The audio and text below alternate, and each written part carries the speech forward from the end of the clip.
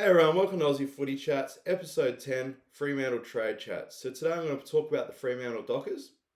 We're going to talk about who they traded, who they brought in, free agency and picks. So the Fremantle Dockers played finals last year. They made the top 8, had a decent year, unfortunately lost in the first round of finals to Gold Coast, handing them their first ever win in finals. So they had a good year. They played finals, won enough games to make finals. They also kept most of their players on the list, most of their star players, which is good. Had them signed, sealed, and delivered. And they also made a few big trades last year, bringing in Bolter, and also trading out their first round pick of this year last year. So that's just a bit of a summary of how their season went. And now I'm going to talk about who they brought in. Now that's Judd McVie. Adding another rebounding defender was a priority for the Fremantle Dockers, who landed a potential bargain when they secured Judd McVie for pick 23. Didn't have to give up too much. Second round pick. He's pretty young, tall defender, mid size, not quite tall, but like a mid size sort of player. He's not a short halfback. He's sort of a mid size halfback with an athletic build who can grab the ball and run and rebound.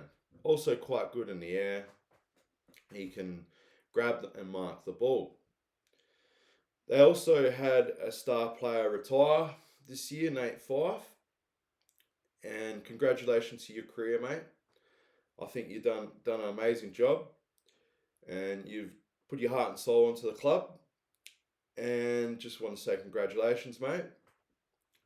So they didn't quite go for a midfielder. They went for the rebounding defender. They already have a few good inside mids at the moment. Young, Brayshaw. Strong's a mixture of the two. He can run with the ball and be a bit of an inside mid.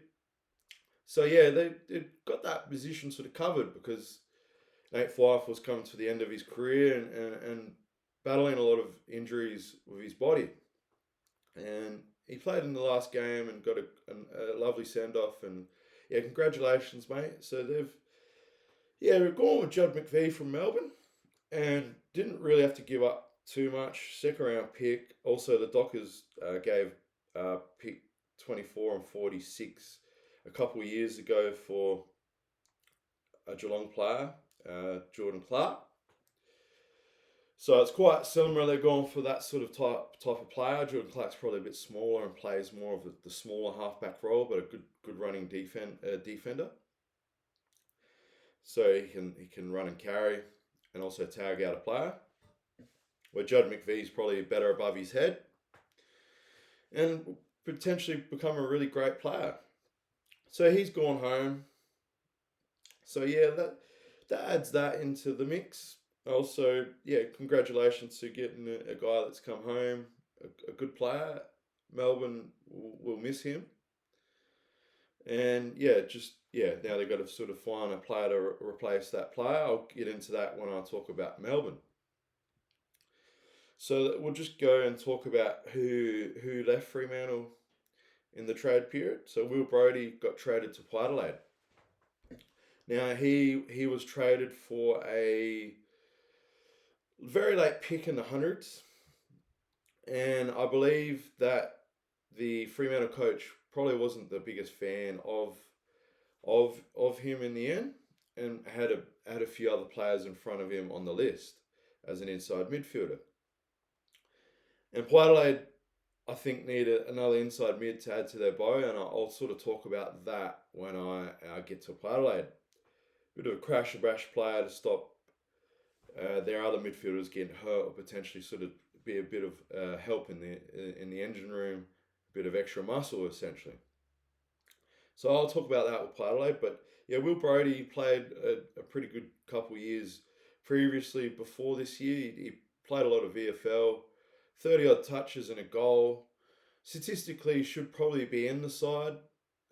But yeah, I'm not too sure what happened with the coaching panel at Fremantle, who elected not to play him, and now they've traded him essentially for not much. Whether they could have traded him last year to bump up his value, I'm not too sure. and Quite Adelaide have had a change in coaching with Josh Carr, who was at Fremantle for a little bit and got to know Will Brodie, and now he's brought him over as a player. I'll get into that with Port Adelaide, but yeah, we'll stick with Fremantle at the moment. And I'll also mention Liam Reedy, who was traded to Carlton for not much of a pick. Yeah, they did the right thing by moving on a player who sat in their seconds for a long time, and they've developed him, which is sort of sad because they put a lot of time and effort into him. But he's decided to get traded to Carlton for more game time, and yeah, so they've offloaded him. Fremantle have two key ruckmen in their side, Jackson and Darcy. Sort of one's more of a mobile ruckman and one's more of your big solid ruckman who taps the ball and down. But Jackson can play a bit of a roll up forward and a bit of everything. So they've got that role covered. Essentially, if one gets injured, the other one just becomes the number one ruckman.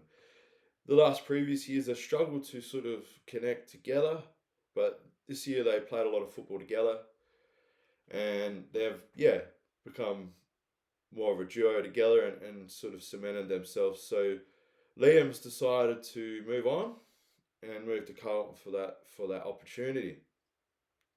So it's a bit similar to Lloyd Meek, who was at Fremantle and got traded to the Hawthorn Football Club. So yeah, very similar sort of position. It's a hard thing when you're a big guy and there's only so many spots on the list. So that's who they've traded and that's who they traded with players. And now I'm going to talk about picks. So they also were involved in West Coast trade for Brendan Starcevic, just exchanging picks, moving pick 33 to pick 23. So they bumped up 10 spots. So that they sometimes do deals to picks and they trade that. So that might have been what they've done, and they don't do a lot of trades with West Coast. It's going back probably over a decade since they've done a trade even for picks. So just a little fun fact there. So they moved a couple of players on. They're in their seconds. They've got bumped up one pick. Retained all of their players. The Dockers also have a full suit of their own future selections in 2026 and 2027 and did not add any from any rival clubs for those future picks. The only ones they've done is this season. So this season we'll talk about what picks they got. They got pick 20, 47, 69, 90, 103 and 108. So they got a couple on the hundreds. Mostly second round to third round picks. And the fourth and fifth. So, yeah, they don't really have a lot of early first round picks. They don't have any first round picks, essentially. They traded out that last year. And, yeah, it's going to be an interesting one who they go to pick.